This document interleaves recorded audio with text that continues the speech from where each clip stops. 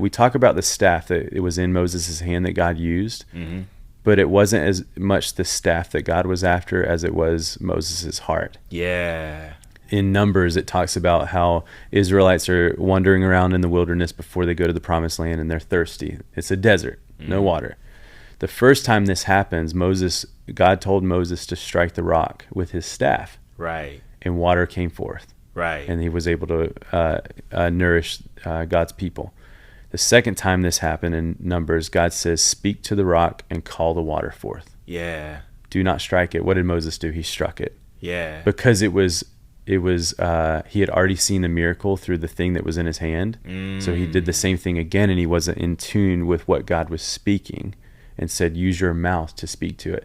Isn't it amazing how Moses' biggest insecurity was speaking, and said, I'm not eloquent in tongue or speech, and God called him anyway?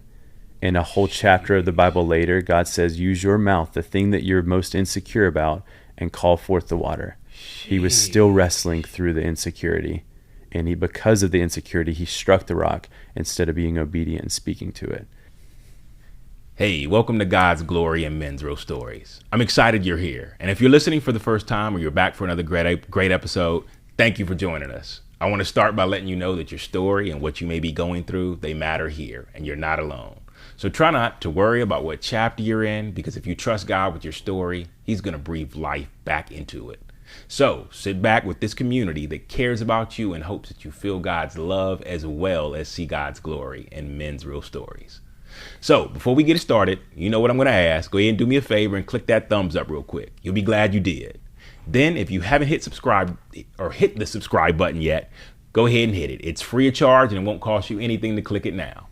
So now that we've gotten that out the way, thank you all for your support, and know that this podcast is nothing without the men who God has put it on their hearts to say yes to joining me. And I appreciate those who have shown interest by filling out the Google Doc so that God can lead us to our future guests. But today's special guest is an important voice in my life and the community. He was there to welcome me back home when I started coming back to church. He was there to encourage me in who I was in Christ when I got baptized. And he's phenomenal at what he puts his hand to, but more importantly, the way he shares his heart with others. So I'm excited to welcome our brother, Chris Loukos, to the episode. What's going on, bro? Hey, man, that was quite an intro. I'm undeserving, but I'm grateful. Thank you. No. It is all true, because I recognize that you play a huge role in the lives of so many who are, on a journey and run into you on their journey to seeking God, to seeking something outside of themselves, to seeking whatever it is, or wanting to fix something. In my case, it was like, man, I recognize there's a lot of repairs that need to be happening in my life. And you played a huge role in my story. So I'm excited to have you on the pod. We've been trying to put this together for a long time. And I know that God did it exactly in the timing that he wanted to do it, because I truly believe that he's consistently working in our stories and positioning us to share those stories through things that we've been through. And a lot has transpired in our lives, in your life, since, that time I initially invited you. So I'm glad it happened when he saw fit. So before we even jump in there, for those who don't know you, I'm going to have you introduce yourself. Yeah. Well, my name is Chris. I have the honor of serving as one of the pastors at Elevation Church at Blakeney campus. And so it's been the honor of a lifetime. My wife, Kate, and I have been there. They're celebrating 5 years this year. And it has been some highs and lows. As you very well know, ministry is it's fast paced, it's busy, but it's the most fulfilling and rewarding thing that we could ever give our lives to. And we also have two crazy toddler boys at home, Asher and Jennings. They keep us busy and on our toes, and no ER visits for them yet. Praise the Lord, with two boys, but we love it. And I think just to speak to when you give your life to something that God is calling you to, and we talk about purpose, especially as men, I have no greater purpose in my life, and I want to say this very carefully, than when on a Sunday morning, when I see my boys pulling my wife into church and excited to be there in community with other believers. And so it's something that growing up, that wasn't the picture. The picture was oftentimes opposite of my parents dragging me to church. But to be in a community and at a church and a ministry where my boys, that's their second home, it's something that I never take for granted. So no, it's beautiful. And it's funny because as you were talking, you said give our lives, and that stuck out to me. So I'm glad you expounded upon that a little bit, because it is almost like a giving of my life, of saying that, like, I want to give my life to something outside of me. And I was like, man, I hope that he expounds upon that a little bit more, because I didn't always see it that way. I didn't know that. Maybe some say, well, it doesn't take all that to give your life to God. God still wants you. I even heard that God still wants you to have a life. And I think that people are going somewhere with that statement, even like, he does still want you to have a life. But what does that life look like? And is that life still according to your plans, or does he have a better plan? How has that always looked like before you said, I want to give my life to the ministry? I want to give my life and serve in this space. What did it look like before that?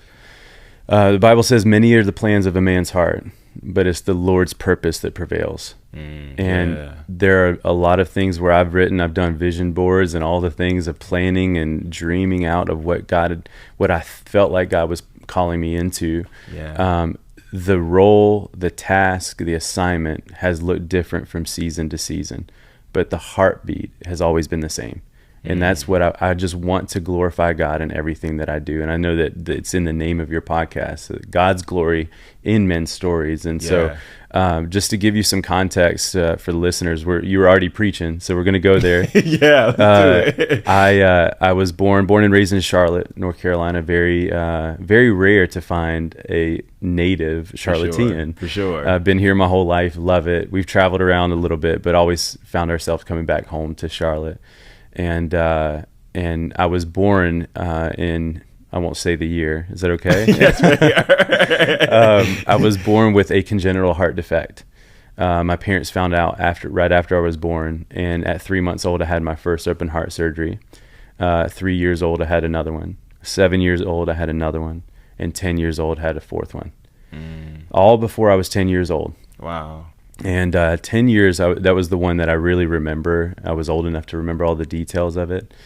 And so fast forward in life, growing up, I was like always ashamed of my scar on my chest. And I remember praying specific prayers, God, take this scar away from me. Because in the summertime at the pool with my friends, and I'm like, I don't want them to see my scar. And I took for granted as a kid growing up that it was my scar that would be the breakthrough and encouragement in someone else's life. So then I started asking God when I was graduating high school, what's your purpose in this? What do you want me to give my life to bring you the most glory? And what I realized in this prayer is that the prayer shifted from something like surface level to, God, take my heart physically and spiritually and emotionally in every way and use it to impact somebody else's life. And so long story short, I ended up going to college for a cardiovascular technology degree. Fancy word for just I scanned people's hearts. I got certified in like doing echocardiography and scanning people's hearts and working alongside the cardiologist to determine the specific defect and treatment and outcome that these patients needed. It's a fun fact. That's how I won my wife over. I said I heal babies' hearts, and it worked. So I like it. Not too many people have that line. It worked 8 years later. But my point in mentioning that is that I ended up working at the very hospital here in Charlotte that I was once a patient at. And I'll never forget walking into that ICU room number 3 on the cardiovascular ICU unit. And I wheeled this machine in, and I was about to do a test on a kid that had just had open heart surgery. And for the first time in my life, I was on the other side of the bed that I once laid in. Yeah. And you talk about purpose and full circle story, man. Like, I worked there for 7 years at this hospital, and that is what I found to be purpose. I finally realized, God, I know that you took me through something. And I know that not in spite of what I went through, but because of it, you're using this to impact many other people. And that was the most joy that I had in my job, to be able to kneel down to an anxious, toddler, an anxious kid that's going through what I went through 4 times, and say, hey, I've been through it. You're going to be okay. It was ministry on my own. Yeah. And like in this moment, it felt like that was what I was created to do. Yeah. And so I think, to answer your question, I think that is what I'm realizing in life, is that I had my life planned one way, but God started sowing the seeds of something else. And so through my wife, through my mom used to call me her little preacher man. Growing up, where'd that name come from? When she was going through a tough time growing up, when I would walk in her room and she'd be crying or upset, I would go get my kid's Bible that she bought me and try to find a verse to encourage her and cheer her up with. Wow. And so she just affectionately called me her little preacher man growing up. Okay, so wait, where did you see that to know to do that? Like to grab your Bible and go to her bedside? Yeah, I had the privilege of being raised in a Christian home. We were at church. We talked about the church growing up. Yeah. We were at church 2-3 days a week. I had the privilege of going to a Christian school. And so scripture memorization, I didn't appreciate it at the time, but every week we were learning and memorizing a new scripture. And so what I found is that was God instilling and watering a seed in my life to be able to use in full-time ministry one day. Wow. And so I think it was just what I had seen modeled. Like when people are going through some stuff, like tough times, and you know where your help comes from. Right. And for a long time, I would say stuff like this, and I would use the phrase, I don't want to over-spiritualize it. But I've been convicted at that recently, the past few months. The greatest thing that we were ever created to do, the creator of the universe gave his life for us. Yeah. We believe in him as followers of Jesus. So why would we ever say we're trying to over-spiritualize? I want to over-spiritualize everything in my life, not in a holier-than-thou legalistic way by any means. Right. But I want to make a connection that there is nothing that happens by coincidence in God's economy and in this earth. Yeah. I heard a pastor say one time that a coincidence is God's ability to remain anonymous. Yes, and I've never forgotten that. Yeah. And so I think all these little things like breadcrumbs throughout my life that I'm able to look back on and see that God was so faithful, and he saw today, and none of us have ever fully arrived. Right. But he saw today on the calendar when I was a young boy trying to encourage my mom and be her little preacher man. Right. And so she planted that seed in my heart when I was a boy, and then it wasn't until I met my wife. I was working in healthcare, and my wife kind of watered the seed that my mom had planted and said, I just feel like you should be in full-time ministry. I don't know what it looks like. I don't know where, what capacity. I just feel like ministry is on your life. Never had a desire, didn't believe that was for me. Maybe it was insecurity. I don't have what it takes, whatever that is. Right. But I felt like it was something that stirred in me. And when she said it, it's like it unlocked conversations with our pastors and with people in our close circle that started affirming the same calling. Nice. And so within a year, I would end up leaving a fairly lucrative career in healthcare to chase after this next assignment in the calling that God had in my life for ministry. And it's been the greatest thing. I've been so grateful to be a part of what God's doing here at the church, and just to play a small part in it. It's such an incredible honor and blessing that I'll never take for granted. No, that's awesome. That's awesome. And so, and I recognize that a lot of times in our chase or our constant run towards what God has next for us, it doesn't make it I don't know why I assume that moving in the direction of what God has called us for, he's going to make it so easy for us because he's called me there. So clearly he's got to make this an easy road for us to run down. Right. And I recognize that as I constantly run after what God has called me to, the purpose hasn't changed, but the assignment sometimes shifts, as you saw. Yeah. And so what has that been like, even in walking in the assignment that you've been in? I think you said 5 years. And how is the ups and downs of that looked personally for you? Yeah, great question. I try to filter it. First of all, I realize that nothing is wasted in God's kingdom. Yeah. That the skills and the things that I learned in healthcare are directly applied to ministry. Yeah. And I think that it's a beautiful thing that I was healing physical hearts. Yes. And now look what we're doing in ministry. Now you're literally scanning human hearts Yeah. in the same ministry. Right. It was all a ministry. Right. I noticed that too when you were talking about that. Yeah. And so the ebbs and flows of rhythms of life and ministry, like we believe as a church, as a family, like that this is a family calling. That when we say yes to serving God's church, and it's like, it'd be so much different if it was like, no, that's Chris's thing. I'm talking from my wife's perspective, but she's like, I got my own thing over here that God's doing in my life. Yeah. But it's a beautiful thing when we can come together in unity and serve together as a family. And so the most fun we have on date nights and conversations is talking about what God is doing right before our very eyes at our campus, at our church, in this ministry. Yeah. And it doesn't mean it's easy.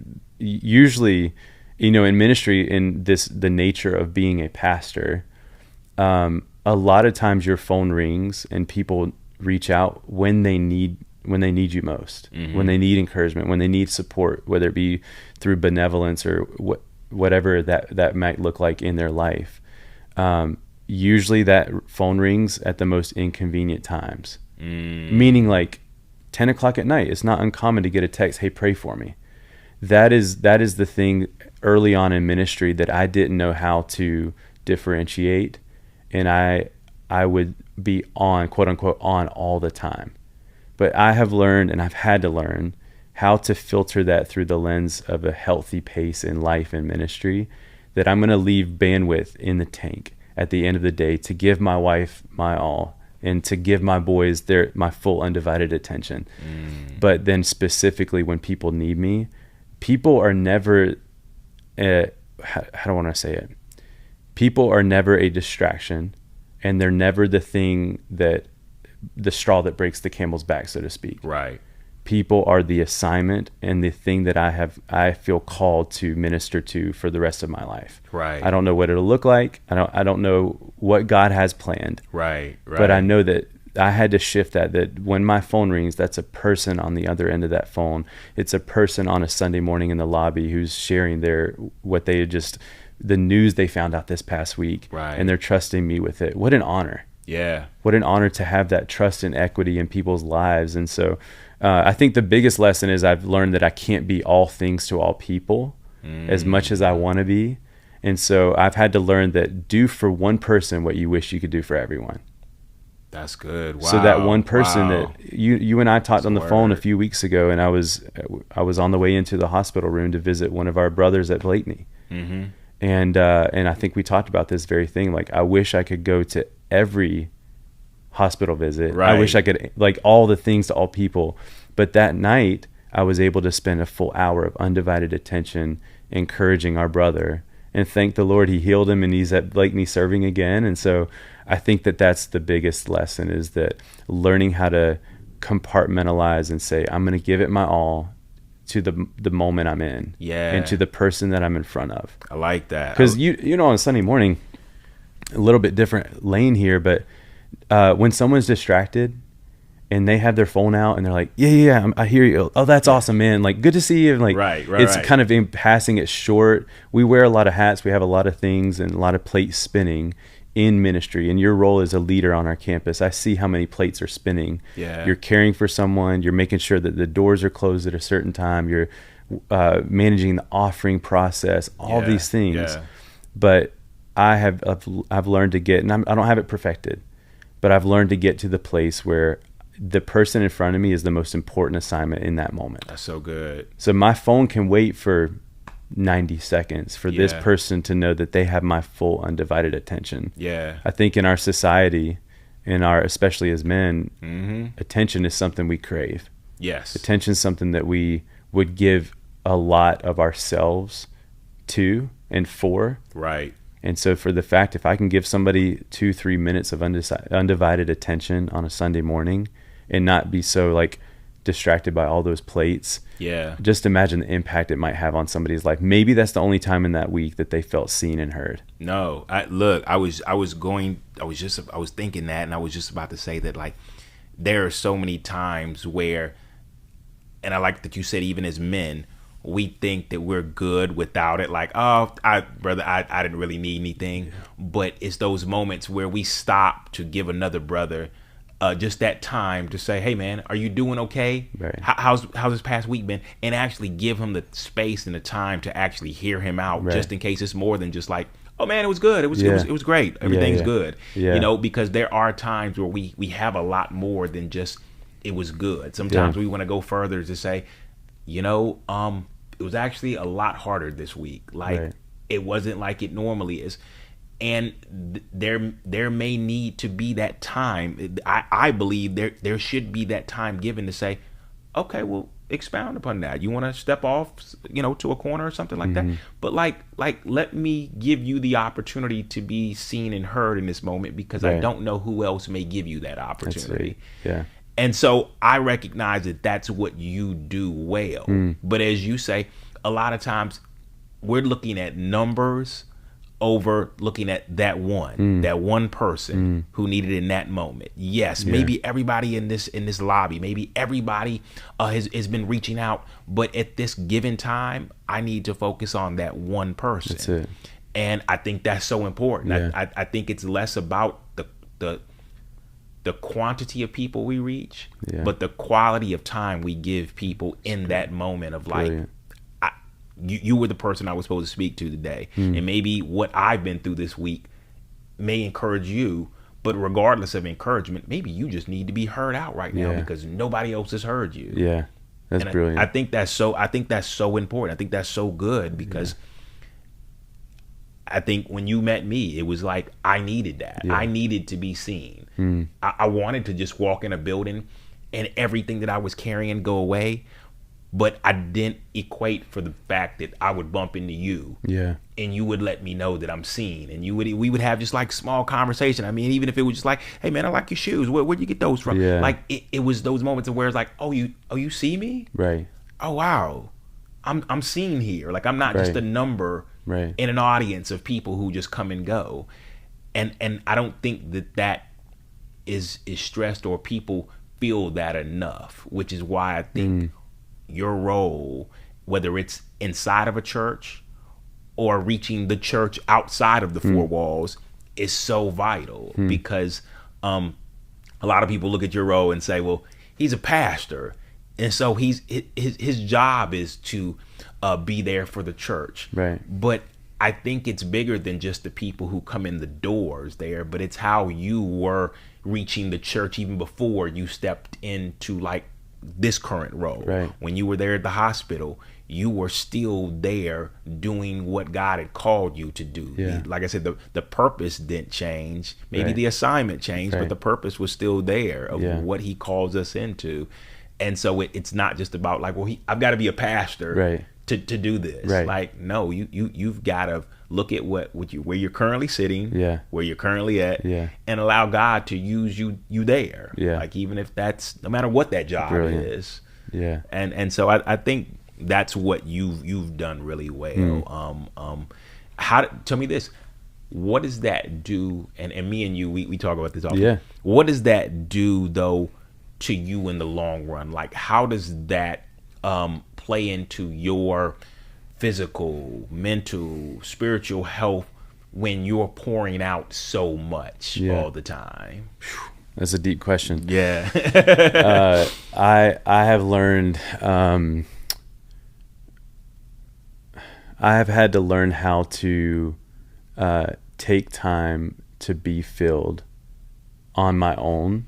And Pastor Stephen says it this way. He said, on messages, a lot of people come to church on Sunday wanting a word and expecting it, similar to what you said, like to just snap your fingers and it fixes everything. And I'll never forget, a few years ago, he said, I can give you the food, but I can't chew it for you. Oh yeah. And so I will be I'll have a ton of things downloaded on my phone from things that Pastor has mentioned on a Sunday, but it's usually like Tuesday, Wednesday, Thursday, sometimes a couple weeks later, of sitting down and allowing the Holy Spirit to continue taking that word and putting it in the soil of my heart. That way it doesn't just like fall on rocky soil, as the Bible talks about, like that the word takes root in my life. Like, and so I've had to learn to create spaces with kids. This is very difficult, but in practical ways, we talk about Sabbath in ministry a lot, like have your Sabbath, like have your Sabbath rest. And there's conversations on like, does it need to be a full 24 hours? But for me, that's not always practical. Fridays have been the past few years my time and space. But on the days and weeks that I don't have it, I have to wake up early. I'm not a morning person, but I have to set my alarm early. And just for 15, 20 minutes, sitting on my back porch as the sun comes up, I'm drinking coffee or tea, and I'm spending time just me and the Lord.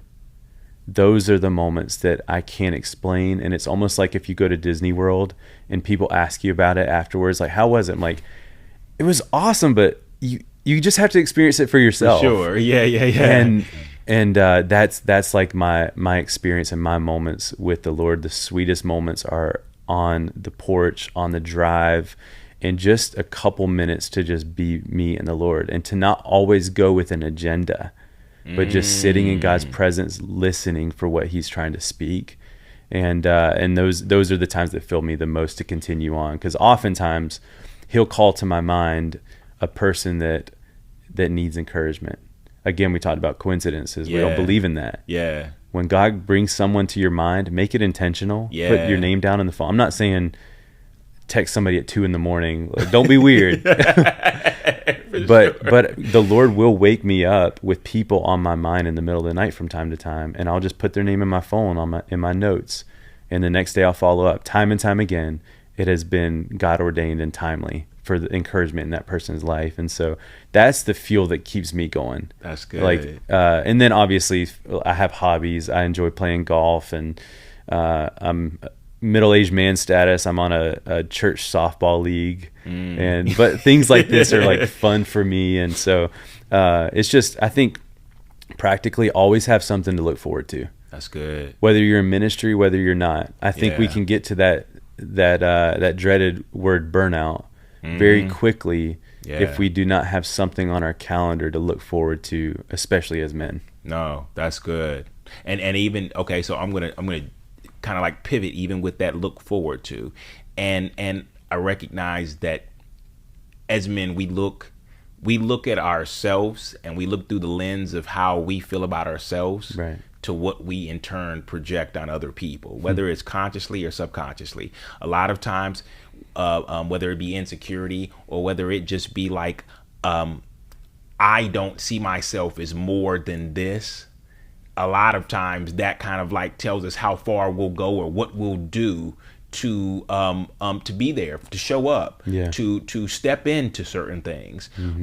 What is normally when you sit there and you wake up in the morning and you're thinking about what you have going forward into the day, when you look at yourself in the mirror, who do you see, and how do you feel about yourself as you begin to realize what you've been called to do? And do you feel like you are equipped in most cases for what you've been called into every day as your assignment for what you may be called to do changes? You're asking some good questions, man. Yeah. When I look in the mirror, if I'm honest, I don't always see confidence. I lost my hair at 25, so when I look in the mirror, we all have those insecurities, and I know that's like surface level, and I know you're asking the deeper question. No, about, but that like, matters though. I mean, that even matters. A lot of people say, well, the surface level stuff, it doesn't really matter as much, but no, because it builds on how you feel about yourself based on what you see initially, just the surface of your. It really does, and I think I gain more confidence when I can be my healthiest self. When I eat healthier, when I try to exercise, it's not just like try to be this, like, have this amazing physique, and like I want to look good for my wife, of course, but it goes beyond that. Like there's a certain scientific and chemical reaction that happens when we exercise and when we take care of our body. There's dopamine release, all that. That's way above my pay grade. Yeah, but me too. But I do feel better when I do exercise. And I know that you're asking with this question of like, how do I feel on an emotional and spiritual level? Yeah, spiritual or physical. Yeah, I mean, physical matters too. And so, I think the times when I have felt most insecure when I'm looking in the mirror, and again, proverbial mirror, looking inward, is I have to ask myself the question, who told you that? Whoa. Okay. Whoa. Ooh, okay. Yeah, go ahead. when I'm feeling the most insecure, it's like you've seen Spider-Man when he looks into a mirror and he's talking back to himself. Right, I think that's Spider-Man. I feel like myself in third person is asking, Chris, who told you that? Like, I don't have what it takes. I have the insecurity, all this stuff. Like, who told you that, and where did you pick that up along the way? What wounds, what experiences? This past week, we had an amazing night of ministry, you and I, with some guys on our campus with one of our outreach partners, and I got a chance to share. And I shared briefly, but I went home thinking about this, that what I shared last week does not equate to where I was 10 years ago. Yeah. Or I was in college longer than 10 years ago, but still, like, I failed public speaking twice. Not because I showed up and bombed the presentation, but because I was too afraid to even show up on presentation day. Wow. I don't know where I learned that along the way, that I wasn't a good communicator. I have grown a lot, and I have a long way to go. But somewhere along the way, I led myself to believe the lie that I can't stand in front of people and inspire them and give them a word, and like it ever had anything to do with me to begin with. Right. We're just a vessel. For sure. I just want to be an open vessel for God to speak through every opportunity, whether it's our leader huddle on a Sunday morning, right, or whether it's communicating something from our stage at campus on the weekend. I just want to be faithful. But sometime along the way, I've asked myself, when insecurity creeps in, who told you that? And it unravels all these lies from the enemy that led me to believe that I didn't have what it takes. Yeah. And here's the thing that helped bring me freedom is having two boys. I see myself, a lot of my characteristics in them. And of course, as parents, we love our kids more than anything. We would do anything for them. If my sons, either one of them, said the things or believed the things about themselves that I sometimes think about me, my heart would be so broken. Yeah. Wow. So it helps me to see, like, if I would respond that way to my son, imagine how much it breaks the heart of our Father. Yeah. When we see ourselves as less than. Yeah. As men. Yeah. Sheesh. Come on. You just that was so much. That was so good. And the reason why it just blew me away right off was because I had a conversation a while back ago with a guy who expounded upon the quote you just said, which is, who told you that? And I literally I never could drop that statement because he took me back to the scriptures where Jesus even asked Adam initially, who told you that? Yeah. And I think that is something that very few of us ask ourselves when something crosses our mind about ourselves, whether it be an insecure thought, whether it be a negative thought, whatever it may be. It's like, who told you that? Like, where did that thought come from? Right. Where did it stream from? Because something happened that in turn told you, well, I can't do that, or I'm not equipped for that, or I can't talk, or I can't show up for that. I'm not that. And I think that even in those thoughts, there is something that is trying to push you back. Like you said, I didn't show up. And that is exactly our enemy's plan, to get us to not show up, whether it be physically, emotionally, spiritually, whatever, not show up for whatever he has equipped us for. Right. So I truly believe that in a lot of things, if we will simply say, who told you that? And go back to the moment where we felt unequipped. Maybe it was something somebody said to us that made us feel like, you're right. I can't. You're right, man. You Yeah. know me. I can't Yeah. do that. Or it was a thought when maybe we fell at something initially and it didn't show up or it didn't happen the way we thought it would happen, and we say, man, I was never meant to do this anyway. Like, I don't know why I showed up. I think it's in going back to unpack the lie in that, to say, you know, I don't know who told me that. Like God, what did you tell me about me? What did you encourage me to do? And if you've called me to do it, then that means I'm not doing it by myself. You're already in this. Okay, I don't have the words. You'll give me the words. Yeah. I don't know how it's supposed to look. You'll Right. show me how it's supposed to look. Like, Yeah. I think in everything I just said, every bit of that played a part, even in starting this podcast. God, I don't know how to do a podcast. Right. I'll show you. Yeah. I don't know what to say.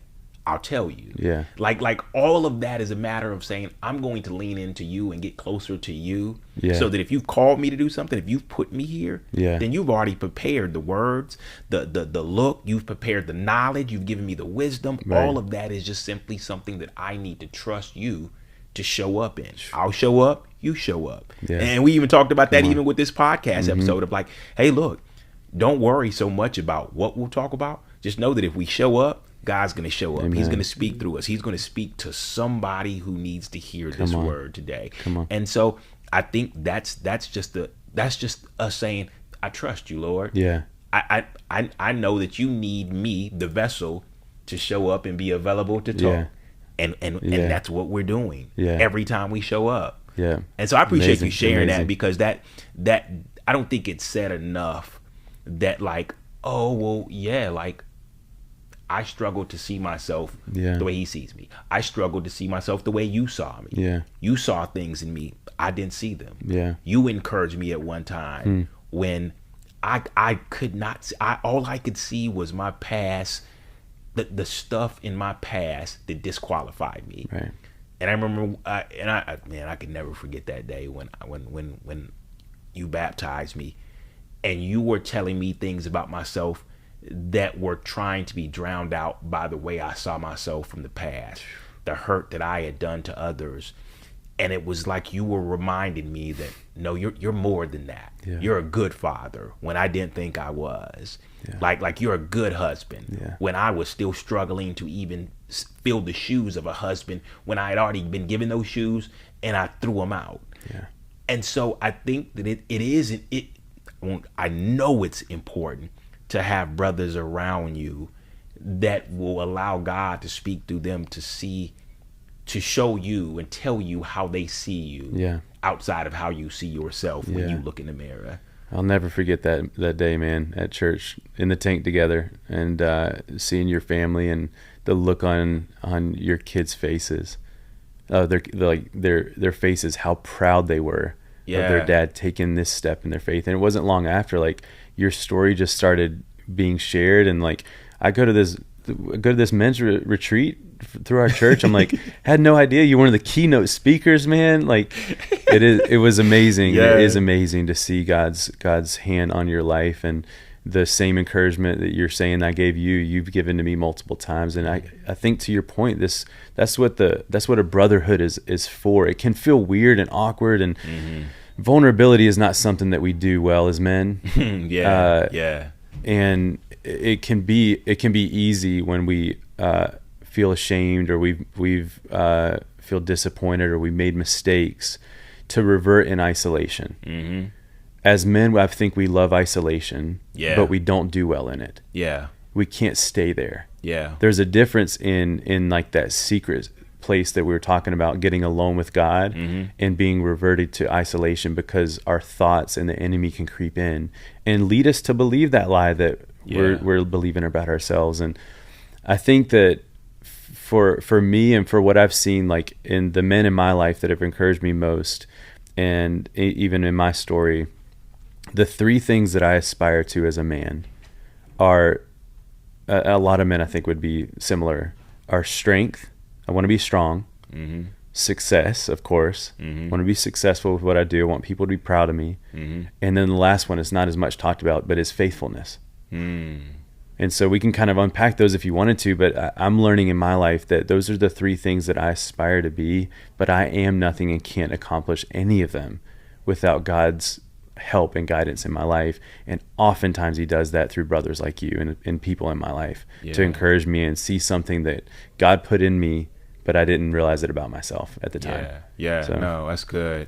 And those three things, as you even shared those, I recognize that you're right. That is something that a lot of us look for. Yeah. We're looking for that validation. We're looking for the encouragement. We're looking for almost somebody to say that you're the right fit. You're the one for this. And I also recognize how that kind of ruled me also for a long time of like my wife. If she doesn't tell me that I've done good, or if she doesn't like the way it sounds or like the way it looks, then I immediately feel like I look stupid, don't I? I sound crazy. You know what? And so I'm looking for her constant validation. Right. I'm looking for her constant approval. And so as I did that, and I was always swayed by like how she acknowledged it, I realized that I was caring more about what she thought and less about like what my father thought about it. And that's where it took me to the book in Matthew when, and I know I talk about this a lot, but I know I can't talk about it enough, how before Jesus even began his earthly ministry, his father affirmed him and told him, I'm proud of you already, like right now. And so for a lot of us, it's like our initial response would be, oh, what are you proud of? I haven't done anything. Correct. I think that that's the point. He wants us to know that I'm proud of you. I see you. I'm encouraged by you, and I want you to know that I'm already there in the future, already have seen what you're going to do, and I'm proud of you, even before you know what you're going to do. And I think that was the encouragement I needed all along, to say, my father's proud of me. Yeah. Even if I don't get the response I wanted from my wife or my friends or from other brothers around me, my father's proud of me. He's already seen, he's equipped me for it. When somebody said, hey, look, Robert, I think you'd be a great speaker. Right. No, I'm not. I've never spoke before. My father had already seen it. Right. And so it was knowing that like he was proud of me already. So if you see it, if you're telling me that this is something you believe I'm equipped for, then it's less about convincing you I'm not, or my limitations, but it's more about saying, okay, all right, Father, like you see something that I've yet to see yet, but I'll trust you. Like I'm going to walk in that. Yeah. And I think that's the space that will keep a lot of us from running back to like what we're comfortable with in the space that we've been in. Like, oh, you know, I flourish over here. I'm really good at doing this. Like, so let me just stay over here. It's like, all right, God, how do you want to use me right here in this space? And like, what are you calling me into? Yeah. Even when I can't see it. Yeah. Even when like I'm comfortable here. Like, this is what I do. I do this really good. Yeah. But it's like, what do you want to do? What do you see? Or what have you put in me? Or what has all the suffering that I've been through? What does that begin to construct in me, or begin to prune in me in a space that like I didn't think I was ready for, but I'm gonna trust it that you've already put it in me. So and I see that a lot with even your messages when you encourage us as volunteers and staff before we step into what we're going to do on Sundays, like reminding us that like what he's going to do in our serve, our heart to serve others, and our heart to say, hey, look, I'm gonna give away my seat in the sanctuary. I'm gonna give away my time with God, or my time to hear a message to serve others who may need this message today, who may not have like been able to work through all the difficulty they've had this week, and they need this time away, whether it be like, I just need to drop my kids off just so I could go in and sit somewhere and breathe for a second. Yeah. And so in your life, what has that always like, what does that always look like before you were given the position you were given over the experience that people have? What prepared you for like creating an experience for people? I think a lot of us, especially as men in life, did not choose our wounds. and did not choose what we go through in our scars. Yeah. But we can choose our response to it and how we allow God to use it. Yeah. And I think it's time as men that we redefine what strength is. Come on. All right. Now, yeah, we jumping in there. Let's do it. It's gotta be redefined from this like macho man. I have all the answers, and I don't need anybody's help. I got this on my own. That's part of the wiring I believe God gives us as men to be resilient and to be tenacious. And but I think that the times in my life is that I have seen God move the most is when I come to the end of myself and I realize I don't have what it takes. Yeah.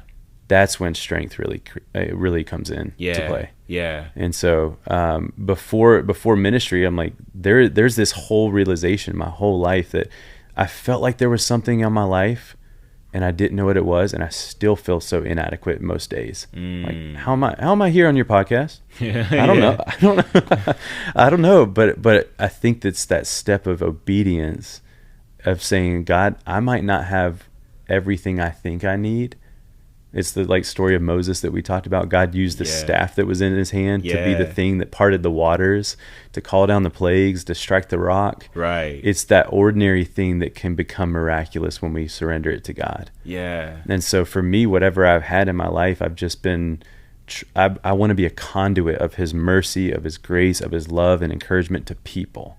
And so I have a heart for our men's ministry, as you very well know. And I think we've seen just creating a space for the men of our campus to get together on a Saturday morning and have bacon together and to hear a word and worship or play pickleball or whatever we try to do. All of that is to create a space for this connection with other men of God, to encourage us along the way. Yeah. Because a lot of us carry those scars and those wounds that maybe our wives don't even know about. Yeah. That's the very real thing about, even in a church setting, a lot of us as men are carrying things that we're ashamed, embarrassed of, but having a safe space for us to build trust with other men around us. I think we've seen a lot of breakthrough too. And just this year alone, we've had about 20 men sign up to serve on our volunteer teams, to show up early with their whole family and say, I want to be a part of God using the gifts God's given me as a man to serve his church. And just a few months ago, these 20-ish men that we've added to the roster were just attending one of our men's events. Didn't even attend church regularly, all of them. But it's amazing to be a part of that and see what God's done in just the life of being open, available, and willing to say yes. Yeah. So. Wow. And, as you were talking about the staff thing, I was thinking about, what is it in our lives? And maybe this is a great question for anybody listening right now. What is it in your life that God wants to use that you have not thought about giving to him, to say, God, use this however you see fit? Whether it's something you enjoy about yourself, or maybe it's something that you're very insecure about. God, what is it that I can offer? What can I offer to you to surrender to see what you want to use it for? Because I don't think we even asked that a lot. It was it just made me think about Moses had a staff, but a lot of us may have something in our lives. Maybe we have a gift. Maybe we have a prized possession, whatever it may be, that God's like, will you let me have that? Will you surrender that to me to watch what I can do with it? That question just popped out of how many times have we asked ourselves, God, what have you given me that you want me to give back to you? Right. When God first called Moses, Moses tried to negotiate with God. Yeah. And at the burning bush, and he said, God, I don't have what it takes. I'm not eloquent with speech. Pick somebody else. Yeah. And we know the story that God ultimately uses him, and he asked this question: who made man's mouth?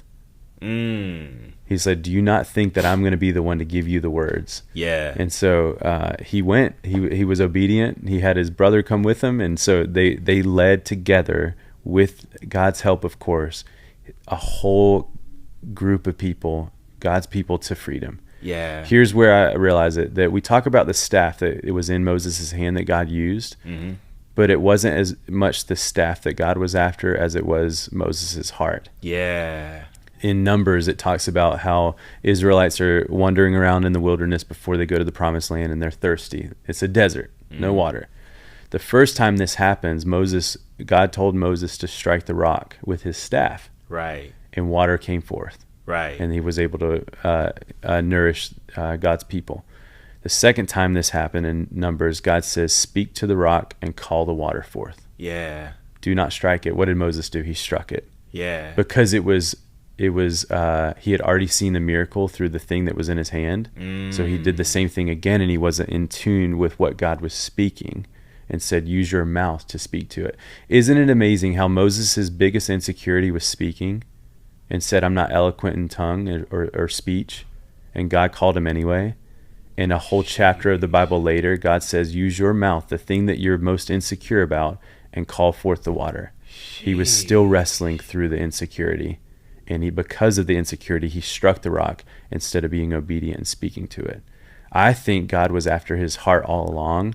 And my point in saying this is that when we're talking about God using us, the thing that is in our hand can be our gift, but our insecurities of our heart are the thing that God is really after. Sheesh. Come on. Time and time again in my life, I see this. Man, that's so true. Like, yeah. You're right. And it's funny how, like, there are some things we've gotten really comfortable with, like saying, oh yeah, God, well, yeah, I recognize that about me. Yeah. Like, you gave me a voice to sing, so I just put me on a stage. And then God may say, okay, hey, look, actually, what I want you to do now is I want you to check kids in at the door. Yeah. No, God. Yeah. That's not using what you gave me. Like, you gave me so much more. Right. Why would you want me to do that? Right. God, you must be wrong. Yeah. I'm going to go back to the stage. Yeah. And you're right. It is a heart posture to say, are you humble enough to recognize you have a gift? Right. And recognize that I can use not just that gift, but I can use the other gift that allow people to feel seen when you see them and you say, hey, look, your child's going to be well taken care of. I want you to go and enjoy that experience, and for a moment, don't worry about them. I want to use your voice instead of using it to sing my praises. I want to use your voice to comfort parents right now in this moment. And know that you can do that even as a man. No matter, because a lot of people look at it as gender role. Like, no. I feel like there are men who are equipped to be able to ease people's minds. Let them know that, hey, look, you're well taken care of. I want you to focus on where you're going now. That right there is faithfulness. That's that last thing that I mentioned that isn't really talked about. But as men, I think that we crave faithfulness in life. We talk about loyalty a lot. But when we read the Bible, a mentor of mine told me recently that that loyalty, as far as we can see in the Bible, it's not a very biblical mandate. I think the word we're looking for is faithfulness. And being faithful. I can see that. Here's what I'm learning in my life is someone asked me about a year ago. They said, Chris, how do you define success in ministry? Because to your point, the example that you gave about being on the stage, for a long time, we can put that on a pedestal. We can idolize that when I get there, when I can finally have a mic in my hand. But it's the foundation of success in ministry was paved long before that moment. And it's God using people who are faithful with what they've been given. The definition for success in ministry, that for me, what I found, and life, is simply being faithful with what God has put in my hand. So for Moses, it was that staff. For you and me, it might be whatever, all the listeners, whatever that thing is. Being faithful with God, it might not be much, but here it is. That'll help pride and apathy in a second. For sure. When we say, God, it might not be much, but here it is. Do the miraculous in my life. And so I've gotten to that place of it where I'm honored for opportunities God's given me, and just even being considered a pastor. What an incredible mantle and honor that I could be considered a pastor. But the foundation for being a pastor was paved long before I was ever officially ordained. For sure. Man, that's good. Yeah. That's gotta bring you almost freedom to know that it's less about ever being a guy who has to hit the stage before I'm actually like seen or known, but more about what I am doing exactly in the spaces God continues to use me. On April 10th of this year, as you very well know, I had a cardiac episode and was rushed to the emergency room. Yeah. And within 3 hours, I was told that I needed a permanent pacemaker.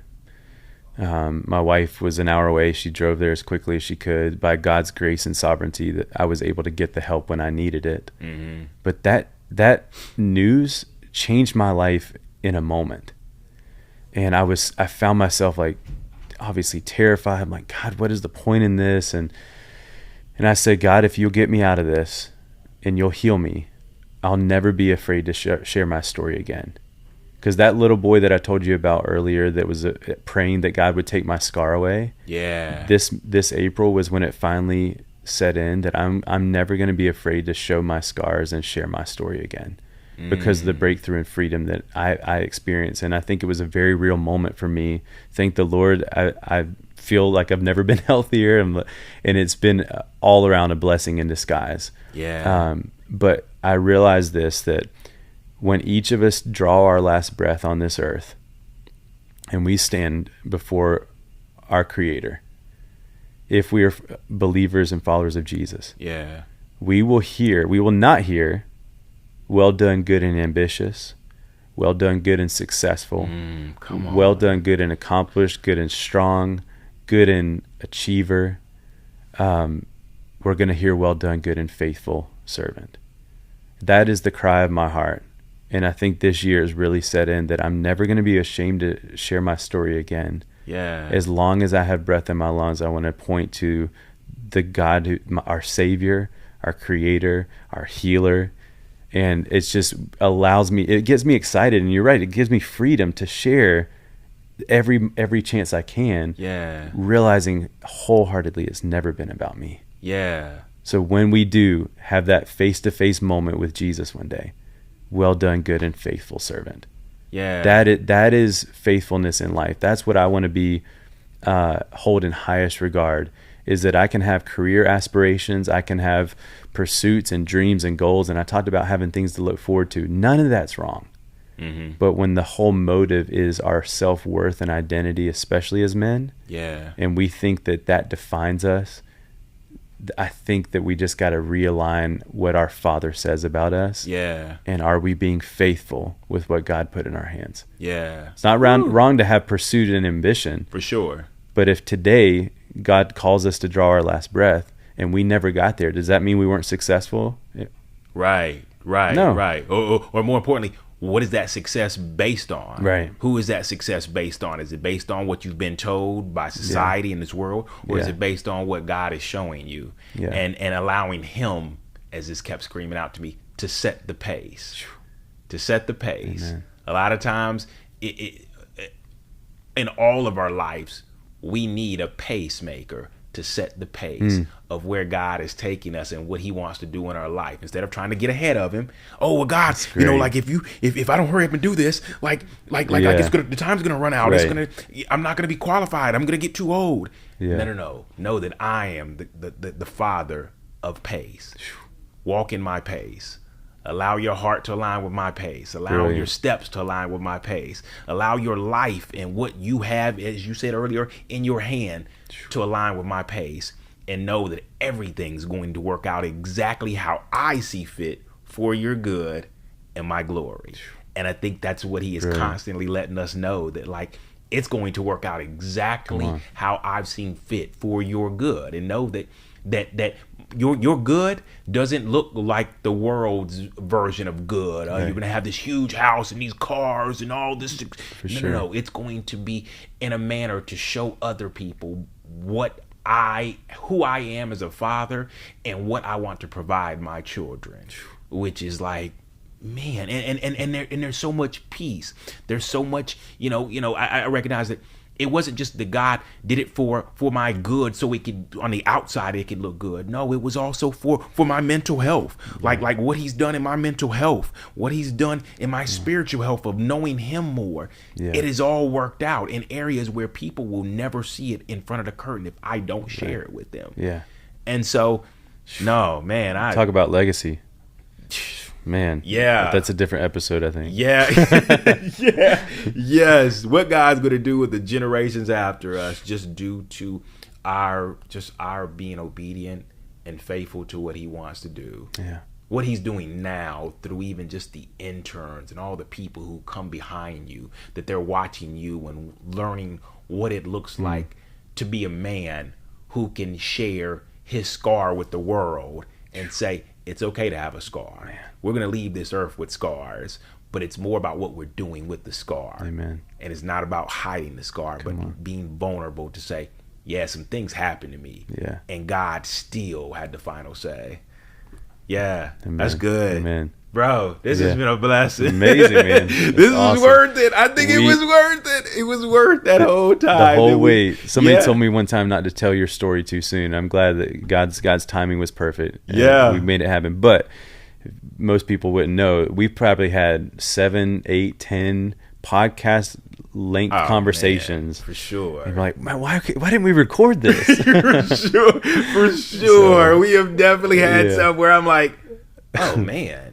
That was just too good. That was too good. Like, why didn't we record that? But no, this one I'm glad it got recorded today. Man. This blessed me. This truly encouraged me and let me know that what God's doing in our lives, we're right on track. We're right on pace. So I love it, man. I'm so glad we got the opportunity. First of all, I want to thank you for gifting us with your vulnerability today, because I know we've had talks about this in the past where it's like, but like, how will I look? And I even question it too. Like, how will I look when I share these things? How will it look when I expose how things really look behind the smile and what people see on Sundays or Monday or Tuesday or whenever they see me? But I think there's so much strength in just us being able to sit down and say, okay, so this is how it really looks sometimes. This is how I really feel sometimes. This is what I'm really struggling with. And I think there's such a powerful strength in that, no matter who's listening, to say, man, I felt all of that. I still feel all of that. But you just encouraged me through yours. So, brother, thank you again. Love you, man. Love you too, bro. I'm so encouraged. I don't even know how to wrap this episode up now. Like, I want to thank all the listeners today for joining us, for sitting with us, for just giving us the time to really be able to speak to whatever you may be going through, however that may look in your life right now, whatever that may feel like. It matters. God is not done with it. He as I said earlier, you have to ask yourself, what is he wanting to do with what you have in your hand right now? Right. It could be a past due bill. It could be a letter that says you may not live through the rest of this year. It may be bad news from a relative, whatever it may be.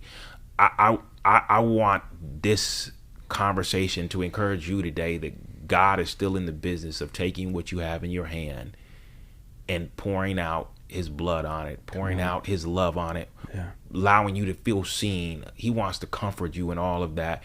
And so I thank you guys for listening. This was good. This was good, bro. Thank you again. Of course. Thank you, man. Thank you all for listening today. I normally leave this episode with just, a quote from my brother, the late, great Chad Hite, who just reminded me through his own podcast, The Rabbit Hole Show, that, we all have a story, we all have a struggle, but know that you're never alone.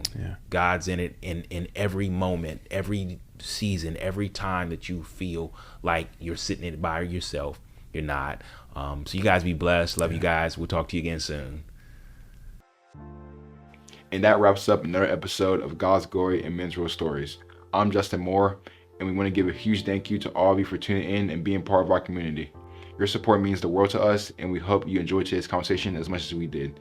If what you heard resonated with you, please consider subscribing or leaving a review on today's video. It really helps us reach more listeners like you. Don't forget to connect with us on social media at God's Glory and Men's Real Stories for updates, new episode clips, and to share your thoughts on today's episode. We love hearing from you. If this conversation happened to shed a light on past experiences of yours that may have been happy moments or maybe hurtful moments, feel free to keep the conversation going in the comments below, so as a community we can listen, pray with you, or point you to helpful resources. Join us next time for another great episode, and until then, let's give God the glory for all He's doing in our stories.